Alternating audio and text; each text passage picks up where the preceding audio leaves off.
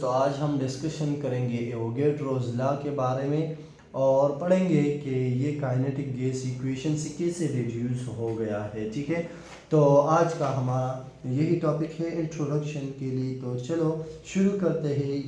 Avogadro law जो है ये रिप्रेजेंट किया था एक साइंटिस्ट है जिसका नाम है एमिडियो एवोगैड्रो।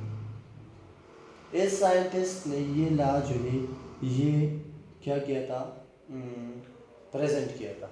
अब ये क्या कहते हैं कि अगर टेम्परेचर और प्रेशर दोनों कांस्टेंट हो, ठीक है, तो फिर क्या होगा, फिर equal volume of different gases एक जैसे वॉल्यूम को ऑक्युपाई करेंगे। यानी कि यहाँ पे हम कहते हैं कि at same temperature and pressure, at same temperature and pressure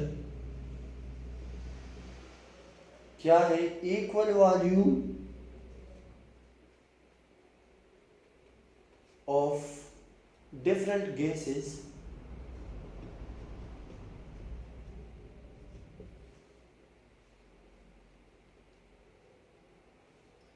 contain equal number of particles,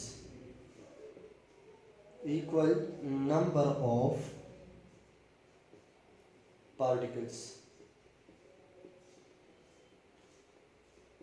अच्छा जी, यानी कि अगर हम देख ले फॉर एग्जांपल हमारे साथ एक कंटेनर है इस तरह से, और फॉर एग्जांपल इसमें गैस के मॉलिक्यूल्स है,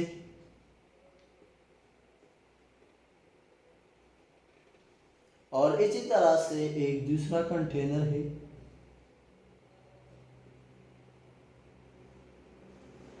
और कंसिडर कर लें कि इसमें भी क्या है, गैस के मॉलिक्यूल से इस तरह से। ठीक है,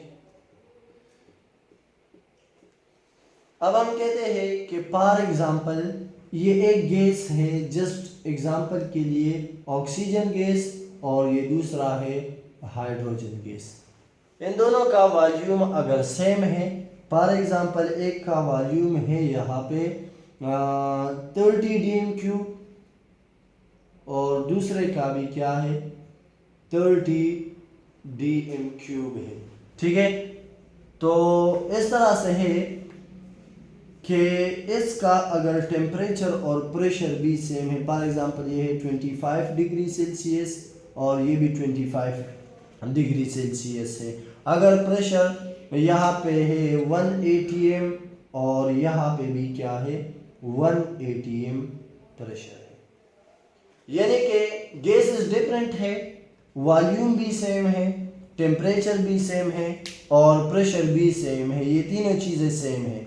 तो फिर एवोगैड्रो कहता है कि इन दोनों गैसेस जो है, ये गैस और ये गैस, इन दोनों गैस का क्या होगा, नंबर ऑफ पार्टिकल्स इन दोनों में सेम होगी, सेम नंबर ऑफ पार्टिकल्स। ठीक है, तो ये है एवोगैड्रो लॉ के बारे में कि अगर डिफरेंट गैसेस हो और उसका वॉल्यूम टेम्परेचर प्रेशर सेम हो तो फिर क्या होगा, दोनों गैसेस, हालांकि अगर दोनों अलग अलग भी हो यानी कि टाइप उसका डिफरेंट हो तो फिर भी दोनों में क्या होंगे, सेम नंबर ऑफ पार्टिकल्स होंगे।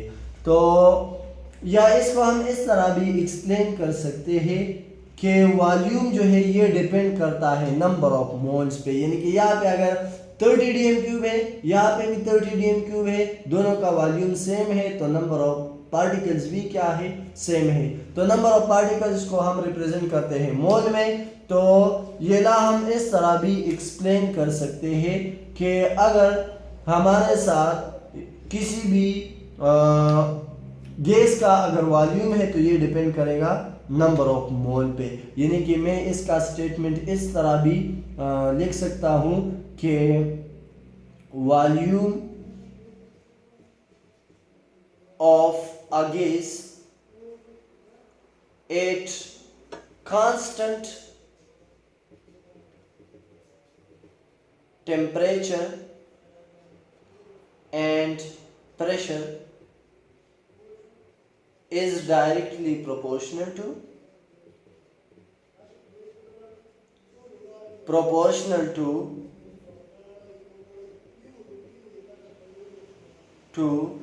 किस चीज का, नंबर ऑफ मोल्स। अगर नंबर ऑफ मोल्स ज्यादा है तो फिर क्या होगा,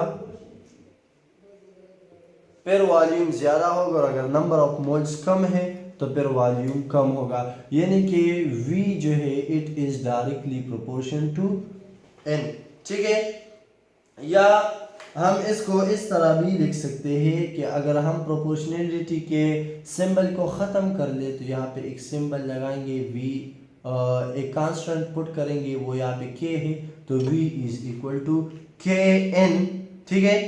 और या ये वाला स्टेटमेंट हम इस तरह भी लिख सकते हैं कि N1 जो है ये बराबर होता है किस चीज़ का, N2 का, किस चीज़ पे, at same temperature and pressure, ठीक है। वॉल्यूम सेम है तो फिर क्या होगा, नंबर ऑफ मोल्स एक में और दूसरे में सेम होगा अगर टेम्परेचर और प्रेशर भी कांस्टेंट हो, एक जैसे हो। अब इसको हम कैसे डिड्यूस करेंगे, तो इसका डिडक्शन अब हम पढ़ते हैं।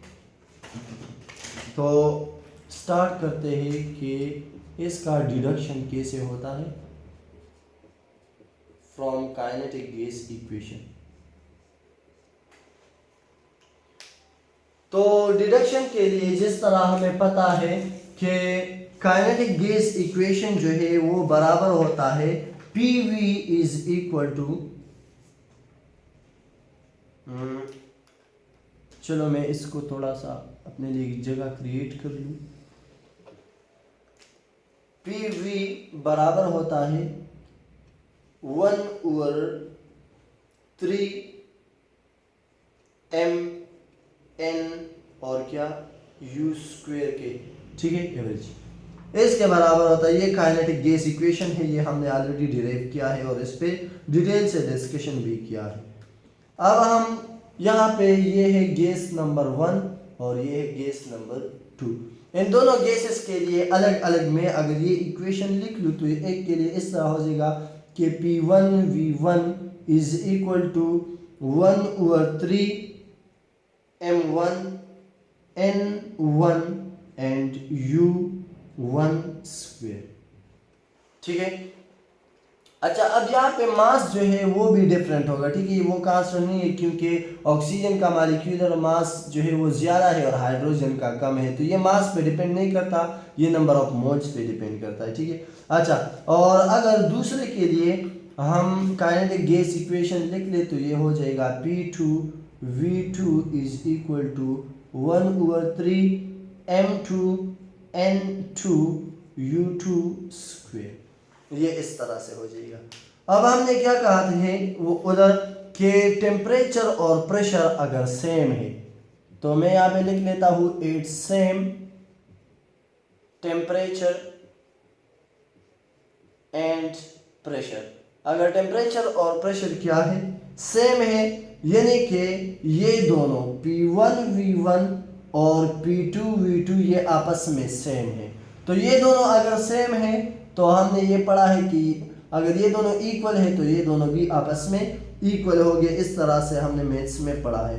तो हम कहते हैं कि ये इस तरह हो जाएगा 1/3 M1 N1 U1² और ये हो जाएगा 1/3 M2 N2 U2², ठीक है। अच्छा, अब हम क्या करते हैं, हम इस तरह से करते हैं कि अगर टेम्परेचर सेम हो तो फिर क्या होगा, एट सेम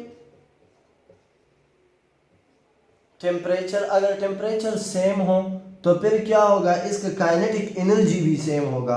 और काइनेटिक एनर्जी का मैंने आप लोगों को बताया है कि के ई इज इक्वल टू, उधर हम लिखते हैं हाफ mv², तो यहाँ पे हम u से रिप्रेजेंट करते हैं तो ये हाफ u² हो जाएगा, यानी कि काइनेटिक एनर्जी बराबर होता है हाफ mu² का।